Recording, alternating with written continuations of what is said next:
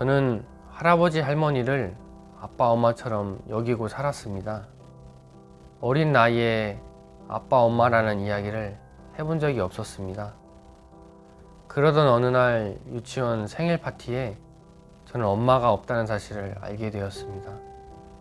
다른 아이들은 엄마와 함께 앉아 있었는데 저는 할머니와 같이 앉아 있었습니다. 초등학교 6학년 자습 시간에 생활기록부를 작성하시던 선생님이 저를 불렀습니다. 임재선, 아버지가 왜 돌아가셨지? 저는 아무 대답도 못하고 멍하니 서 있었습니다. 주변의 친구들이 아버지가 없다는 내용을 알까봐 부끄럽고 이런 제가 수치스러웠습니다. 제가 태어나던 해에 아버지는 불의한 사고로 세상을 떠나셨습니다. 그 일로 충격을 받은 어머니는 저희를 두고 집을 떠나셨다는 이야기를 할머니로부터 듣게 되었습니다. 한 번도 본 적이 없는 어머니지만 마음속에 늘 그리워했고 엄마가 어떤 사람인지 궁금했습니다.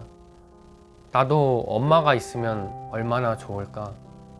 기분 좋을 때도 안 좋을 때도 엄마에게 안겨보고 싶은 심정은 갈수록 깊어졌습니다. 부모님이 없이 살아온 사람만이 느낄 수 있는 지독한 외로움과 고독함이었습니다. 중학교 2학년 때라고 기억합니다. 어느 날 집에 왔는데 낯선 아주머니가 할머니와 함께 앉아 있었습니다. 할머니는 그분이 저희 어머니라고 하셨습니다.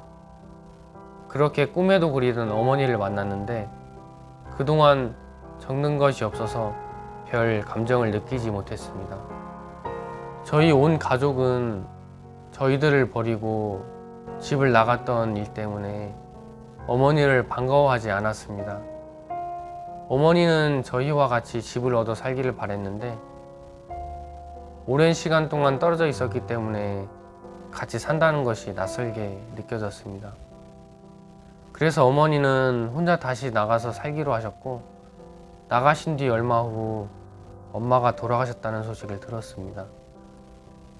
큰아버지들이 하시는 이야기를 들었는데 어머니는 정신이 약해지셔서 병원에 오래 계시다가 마지막으로 저희 남매를 찾아왔다는 것입니다.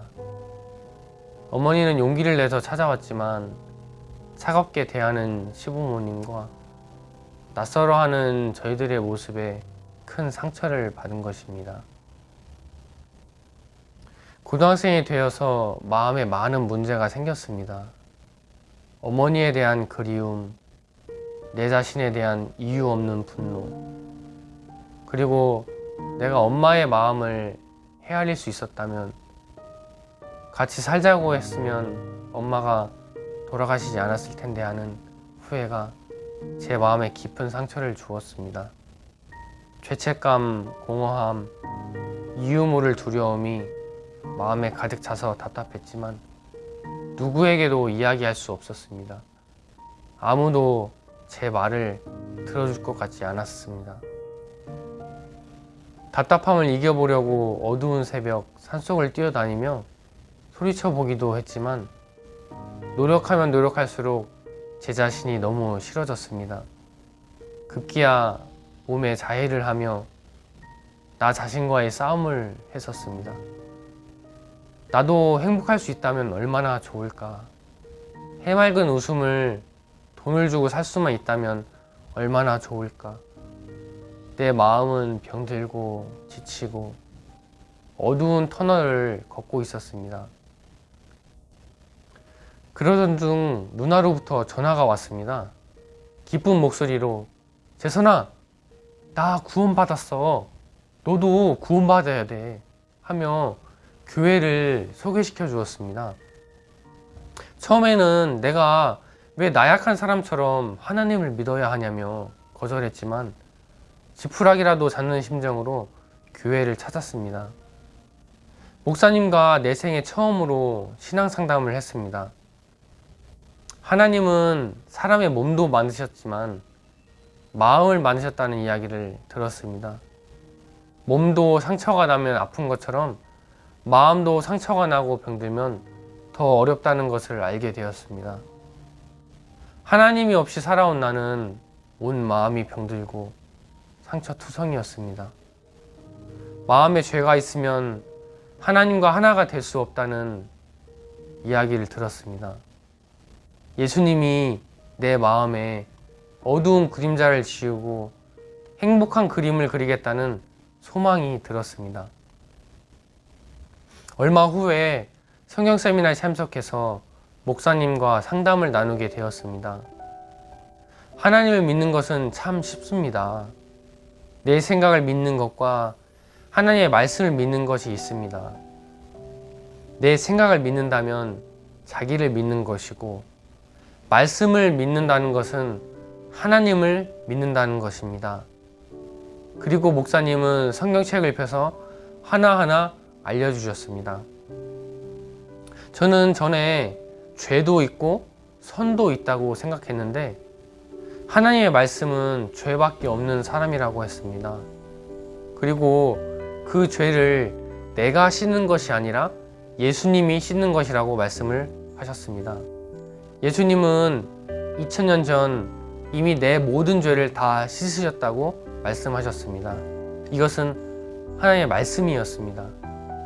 그리고 하나님께서 히브리서 10장 17절 저희 죄와 저희 불법을 내가 다시 기억지 아니하리라고 말씀하셨습니다. 저는 이 말씀을 처음 들었습니다. 이 놀라운 말씀을 읽기로 마음을 정했습니다. 예레미야 17장에 사람이 죄를 지으면 두 군데 기록이 된다고 했습니다. 마흔판과 단뿔이라고 했습니다. 외상으로 물건을 가져올 때 외상 장부에도 기록이 되고 내 마음에도 기록이 되는 것과 같은 것이었습니다. 가게 주인은 외상 장부를 보는 것이고 나는 내 마음을 보는 것입니다. 외상값을 갚았을 때 장부에도 기록을 지우고 그것을 보는 내 마음에도 기록이 지워지는 것처럼 내 죄가 기록된 번제단불에 어린 양의 피를 바르는 것입니다. 내가 죽어야 하는데 어린 양은 나를 대신해서 희생양으로 죽는 것입니다. 이것은 구약시대에 땅에 있는 성막, 즉 시간계에서 죄를 씻는 방법이었습니다. 세상의 구원자로 오신 예수님은 나의 모든 죄를 짊어지고 십자가의 모진 고통을 당하시며 돌아가셨습니다. 그때 흘리셨던 예수님의 피는 이 땅에 있는 성막, 번제단 뿔에 피를 바른 것이 아니라 하늘나라, 즉 영원계에 속한 성막에서 피를 바르셨습니다. 히브리서 9장 12절 염소와 송아지 피로 아니하고 오직 자기 피로 영원한 속죄를 이루사 단번에 성소에 들어가셨느니라. 하늘나라에도 이 땅에도 내 죄는 예수님의 피로 영원히 사라졌습니다. 예수님께서 영원한 속죄를 하셨기 때문에 그렇습니다. 내 죄가 있는데 하나님이 내 죄를 기억 안 하신다는 것이 아니라 영원한 속죄를 하셨기 때문에 하나님께서는 기억할 죄가 없어서 저희 죄와 저희 불법을 내가 다시 기억지 아니하신다고 말씀하셨습니다. 나는 하나님을 위해서, 예수님을 위해서 하는 거라고는 불평 외에는 없었습니다. 하나님이 계시다면 왜 나를 이렇게 불행하게 만들었냐고, 왜 불공평하게 세상에 태어나게 하셨냐고 이런 불평을 했는데요. 이런 나에게 예수님이 찾아오신 것입니다. 아무 대가 없이 은혜로 값없이 주신 예수님의 특별한 선물이었습니다. 하나님의 말씀은 내 영혼을 소생시켜 주셨습니다. 하나님 앞에 한없이 감사의 눈물을 흘렸습니다. 예수님은 제 인생의 주인이 되셨습니다. 우울한 나를 벗어버리고 해맑게 웃을 수 있는 선물을 주셨습니다. 별 보잘것없는 나를 가치 있게 생각해 주시는 하나님을 볼 때 한없는 소망이 생깁니다. 하나님께서 좋은 직장도 주시고 결혼해서 예쁜 아내와 귀여운 아들까지 주셨습니다. 지금은 예전의 나처럼 어두움 속에 방황하는 사람들에게 내가 만난 예수님을 소개하며 살아가고 있습니다. 여러분도 그 예수님을 한번 만나보세요. 정말 놀라운 일이 생길 것입니다. 감사합니다.